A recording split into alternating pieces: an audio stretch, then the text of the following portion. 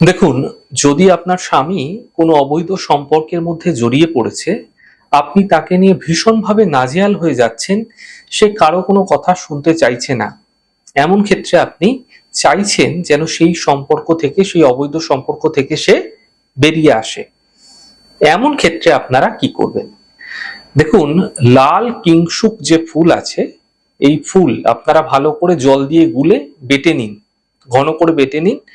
বাটা হয়ে গেলে সেই যে রসটি থাকবে, সেই রস আপনার স্বামীর কপালে তিলক হিসাবে প্রত্যায়িকভাবে পরাতে থাকুন।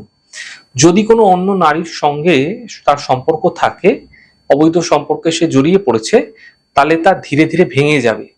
দেখুন, কপালে টিপ দিতে যদি আপনার কোনো অসুবিধা হয়ে রয়েছে, সেক্ষেত্রে আপনার স্বামীর যে জামার কলারের যে পেছনের দিকটায় নিচে সামান্য ছোট ছোট করে আপনারা টিপ দিয়ে দিন। এমনটি প্রত্যয়িকভাবে করবেন, যখন সে বেরোবে তার আগে সেই জামাটির মধ্যে আপনারা তিলকটি করে দেবেন।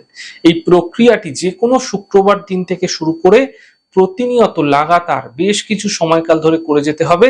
যদি অন্য কোনো নারীর সঙ্গে তার সম্পর্ক থাকে, কোনো অবৈধ সম্পর্ক থাকে, তা নিশ্চিতভাবে ছিন্ন হয়ে যাবে।